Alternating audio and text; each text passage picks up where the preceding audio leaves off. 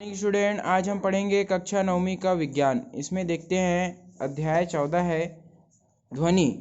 ध्वनि के बारे में हमने पढ़ चुके थे पहले ही, लेकिन इसमें कुछ तरंग दैर्घ्य के बारे में देखे थे, आयाम के बारे में देखे थे, आवर्तकाल के बारे में देखे थे। इसको दोबारा पढ़ लेते हैं क्योंकि इम्पॉर्टेंट टॉपिक है। ठीक है, ध्वनि तरंग के अभिलक्षण, इसको हमने पहले पढ़ चुके थे। इसके आगे हमने पढ़े थे तरंग दैर्घ्य। दो क्रमागत संपीड़न श्रृंगों अथवा विरलनों मतलब गर्तों के बीच क्या होता है, जो दूरी होता है उसको क्या कहते हैं, तरंग दैर्घ्य कहते हैं। क्रमागत मतलब लगातार, जैसे कि ये संपीड़न है फिर विरलन है, फिर संपीड़न है फिर विरलन है, तो या तो संपीड़न से संपीड़न तक या विरलन से विरलन तक अगर देखा जाए, या श्रृंग से श्रृंग तक या गर्त से गर्त तक अगर देखा जाए, तो दोनों के बीच की दूरी को क्या कहते हैं, तरंग दैर्घ्य कहते हैं। देखना फिर से, दो क्रमागत संपीड़न श्रृंगों अथवा या फिर दो क्रमागत संपीड़नों अथवा विरलनों के बीच की दूरी को तरंग दैर्घ्य कहते हैं, या दो क्रमागत श्रृंगों अथवा गर्तों के बीच की दूरी को क्या कहते हैं, तरंग दैर्घ्य कहते हैं। इसका ऐसा ही मात्रक मीटर है, इसे लैम्डा से प्रदर्शित करते हैं। ठीक है, घनत्व और दूरी के बीच खींचा गया जो ग्राफ है उसमें तरंग दैर्घ्य को दर्शाया गया है। ठीक है, देख लीजिए आप लोग। उसके बाद आता है आयाम। जब ध्वनि तरंगे वायु में गमन करती है तब वायु के कण दोलायमान होते हैं, जिसे संपीड़न और विरलन तक घटता बढ़ता है।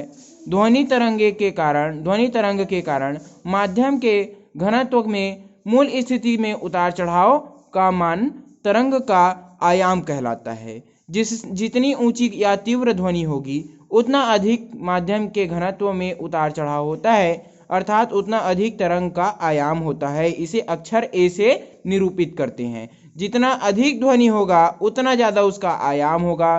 देखना, यहाँ पर इस ध्वनि कम है तो इसका आयाम कम है, इस ध्वनि अधिक है इसकी ध्वनि तो इसका आयाम अधिक होगा। निश्चित सी बात है कि जितनी तेज ध्वनि होगी उसके कण उतने अधिक कंपन करेंगे तो उसका आयाम भी उतना अधिक होगा। धीमी ध्वनि में उसके ऊर्जा कम होती है तो उसके कण कम कंपन करते हैं, इसलिए उसका आयाम कम होता है। ठीक है, घनत्व दूरी के बीच ग्राफ में तरंग का आयाम, इसमें तरंग दैर्घ्य, इसमें आयाम। अब देखते हैं आवर्तकाल। ये गजब का चीज है, टाइम पीरियड। देखते हैं इसमें दो क्रमागत संपीड़नों या क्रमागत विरलनों द्वारा किसी निश्चित बिंदु से गुजरने में लगे समय को तरंग का आवर्तकाल कहते हैं। देखना, दो क्रमागत संपीड़नों या दो क्रमागत विरलनों द्वारा एक निश्चित बिंदु से गुजरने में लगे समय को तरंग का आवर्तकाल कहते हैं। दूसरे शब्द में देखेंगे, किसी माध्यम में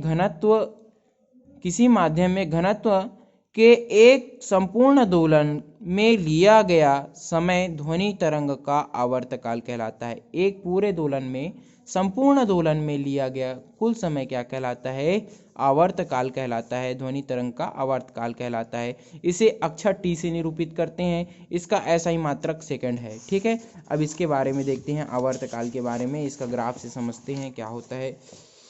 जैसे कि इस बिंदु से स्टार्ट होकर श्रृंग मतलब संपीड़न और विरलन यहाँ तक देखना, ये देखना, अगर कोई एक बिंदु में, मतलब आवर्तकाल को समझने के लिए जब देखेंगे तो क्या होगा, कोई भी बिंदु में एक दोलन पूरा करने में, मतलब एक दोलन पूरा करने में जितना समय लगता है वो उसका आवर्तकाल होता है। और ये देखना आवृत्ति, तो हम जानते हैं कि जब ध्वनि तरंग किसी माध्यम में संचरित होती है तो माध्यम का घनत्व किसी अधिकतम तथा न्यूनतम मान के बीच बदलता है। घनत्व का अधिकतम मान से न्यूनतम मान तक आकर पुनः अधिकतम मान तक पहुंचने पर एक दोलन पूरा होता है। न्यूनतम मान से अधिकतम, फिर न्यूनतम, फिर अधिकतम, या अधिकतम से न्यूनतम, फिर अधिकतम से। देखना, एक बिंदु से स्टार्ट होकर दोबारा उस बिंदु, फिर नीचे जाकर एक बिंदु से स्टार्ट होकर सबसे ऊपर, फिर सबसे नीचे, फिर उसी बिंदु पर आ गया, तो ये एक क्या हो गया, इसकी आवर्त हो गई, एक दोलन पूरा किया इसमें। तो जितने समय में एक दोलन पूरा किया वो क्या, उसका आवर्त काल हो गया। लेकिन यहाँ पर क्या देखना है कि जैसे कि अगर इस परिभाषा को छोड़कर एक दोलन पूरा करने में जितना समय लगता है उसका आवर्त काल है, लेकिन एक सेकंड में अगर वह एक दोलन, फिर दो दोलन, फिर तीन दोलन, फिर चार दोलन कर दिया, तो एक सेकंड में कितने दोलन किया, वो चार दोलन किया, तो उसकी चार आवृत्ति चार हो गई। एक सेकंड में वह एक दोलन किया तो उसकी आवृत्ति एक हो गई। इसी को हम लोग समझेंगे, जैसे कि एकांक समय में, मतलब एकांक समय एक सेकंड, एकांक समय में इन दोलनों की कुल संख्या ध्वनि तरंग की आवृत्ति होती है। ये एक सेकंड में जितनी दोलन कर दे, चाहे ये 5 करे, 50 करे, 5000 करे, या एक भी दोलन कर पाए, तो एक सेकंड में जितनी दोलन कर रही है वह उसकी आवृत्ति हो गई। ठीक है। यदि हम प्रति एकांक समय में तरंग के एक बिंदु से गुजरने वाली संपीड़नों या विरलनों की संख्या की गणना करें तो हम ध्वनि तरंग की आवृत्ति ज्ञात कर सकते हैं। इसे सामान्य अक्षर n से प्रदर्शित किया जाता है।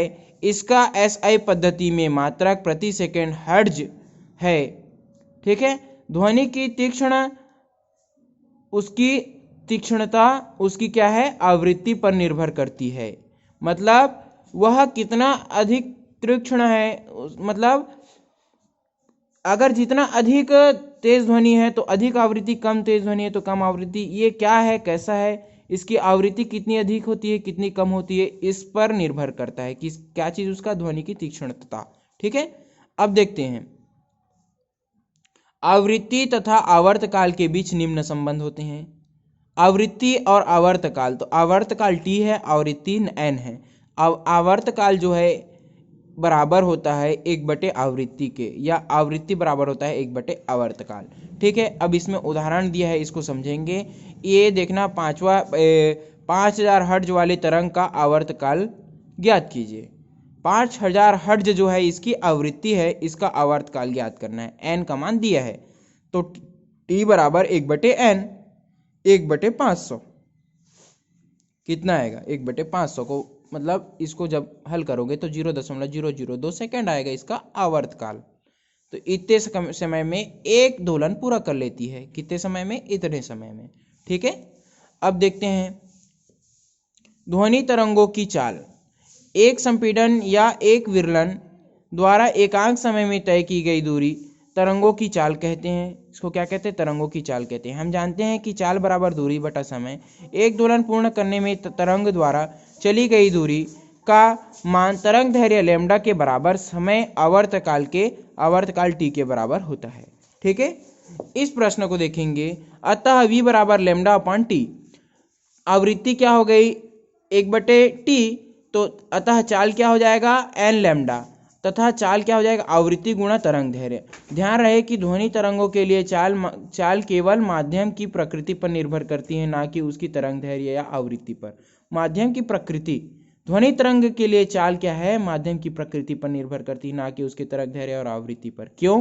क्योंकि माध्यम अगर ठोस है तो वो बहुत ज्यादा उसमें प्रत्यास्थता होगी, और माध्यम अगर द्रव है तो उसमें कम प्रत्यास्थता होगी, और अगर वो माध्यम गैस है मतलब वायु है तो उसमें और अधिक कम प्रत्यास्थता होगी। ठीक है। तो प्रत्यास्थता या पहले पढ़ चुके हैं कि प्रकृति, माध्यम किस माध्यम से होकर जा रही है ध्वनि, तो माध्यम ज़्यादा इम्पॉर्टेंट रखता है। ठीक। इसके आगे हम उदाहरण देखना, कल हम लोग और पढ़ेंगे।